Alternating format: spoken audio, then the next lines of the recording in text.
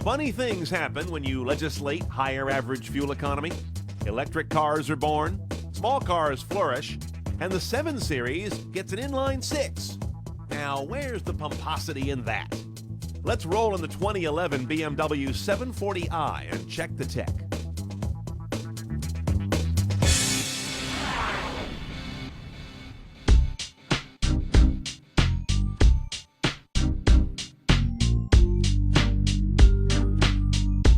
The 7 Series is a flagship, and that, in the US anyway, has always meant either a V8 or a V12.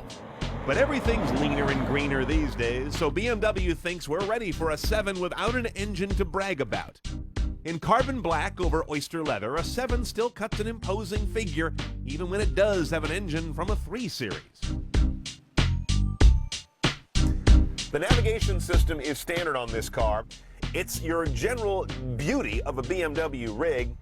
What is that thing? 10-inch diagonal, extremely wide screen. This is one of the best I've seen yet on doing their 3D rendering of urban areas, and also does a real nice job of showing contours in various parts of the world. And of course, being a BMW, that's not a touchscreen. It's all done here with iDrive or with voice command. We've seen this iDrive controller before. Lots of dedicated buttons to shortcut to things you want to do. Telephone, nav, radio, or CD. The back button is key. The option button is kind of like right-click on your Windows mouse. Outshone by iDrive is the now excellent voice command in this car.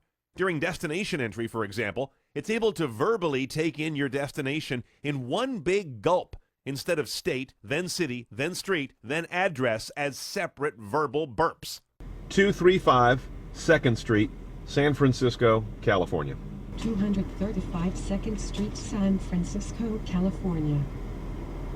Now, CD multimedia on this car is a relatively limited amount of goodies in terms of digital stuff you want to play. You've got your optical slot right up here. Here's store in vehicle. That's because we've got a hard drive. You can rip this guy to the hard drive, and you've got 12 gigabytes of space total. Now, what's not so clear is the fact that you do have a USB jack in this car, but it's not reachable, and that's for a reason. You can't do much with it. That USB drive, though, is not for playing your iPod or thumb drive. It's only for loading files to the hard drive from a USB storage stick, or backing up those files to the stick, or restoring them from it, or loading your personal driver settings. This is what they call the smartphone cradle. It does all the integration through hardwired contacts if your phone matches one of the cradles they offer. It also gives you wired power and a built-in in-car antenna. But then you can also get what's called a Bluetooth cradle, which does the connection via Bluetooth, but does give you access to the built-in antenna on the car. And finally, there's an iPhone cradle, which holds your iPhone here, while I believe it's Bluetooth connected, but getting a charge, and I don't know if it's hardwired to an antenna. One thing we're never going to see on this screen, unless we spend some option dollars, is a rear view camera. Instead, you get these dual sensor maps, front and rear sensors. This one shows both at once. This one shows a zoom in of the car itself, whether I'm in reverse or whether I'm in drive. Kind of a quaint 6-speed automatic with the now familiar BMW ice cream scoop or something more obscene than that, whatever you think that looks like. Next to it's the driving dynamics rocker. This will take you all the way from comfort, where the car behaves like a slug, all the way up to normal, which is standard and balanced. Here's Sport. You can actually get in there and decide what Sport modifies. And finally, you've got Sport Plus, which pushes everything to its most aggressive and also plays with the traction control to make it break loose a little bit. This is the kind of car where rear seat entertainment kind of makes sense. But while I like that it now uses a pair of widescreen headrest monitors, I'm bored with the fact they tie into an old school 6 DVD changer in the front glove box.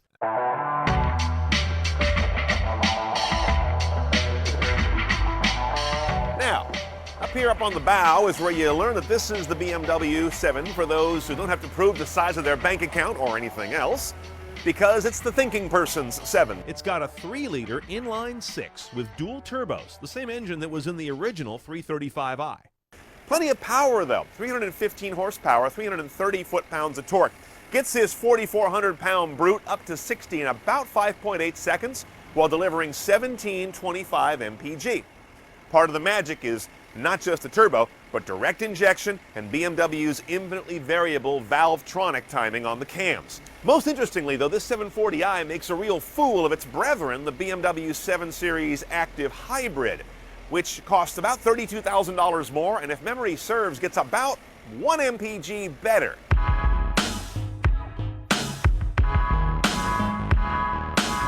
I've got a maxim about cars. It goes a little bit like this.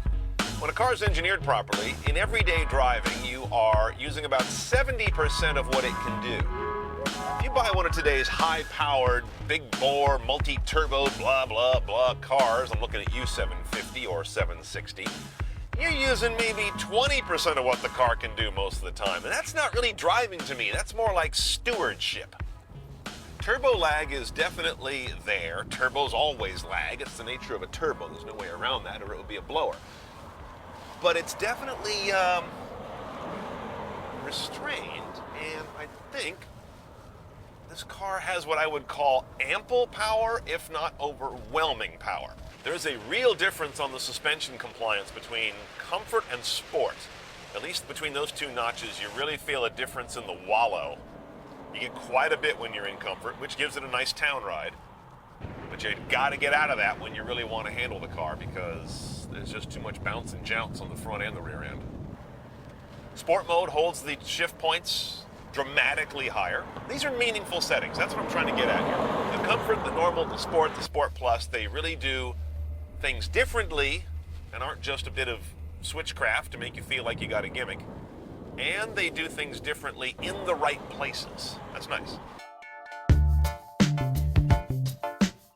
Okay, let's price our 2011 740i. Six-cylinder, yes. Still a $71,000 plus car just to get in the game. That feels a little steep to me, but it's a BMW. Now, the packages you've got to consider to go CNET style include premium sound. That's the more watts, the more channels, and the iPod and USB playback ability, $1,800. Not badly priced. Badly priced is the rear seat entertainment system at $2,800. Yeah, they're widescreens, but that's just such a dated setup overall. Pass. $1,300 gets you this driver assistance package. That's going to bring you automatic high beams, but more interestingly, lane departure warning and blind spot information stuff. I think I'd go with that. And no matter what you do, no matter what package you get, no matter how much you spend on this goddamn thing, you gotta spend $400 a la carte to get a rear view camera. That's where I go on strike. Other a la carte options are one of those confusing phone cradles from $150 to $220, adaptive cruise control $2,400, head-up display, BMW does that well, $1,300, active suspension's $2,000. Oh yeah, night vision with pedestrian detection, $2,600, pricey but cool.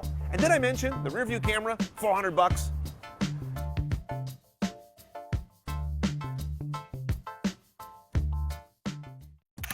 For your daily dose of tech news, check out CNET's Loaded.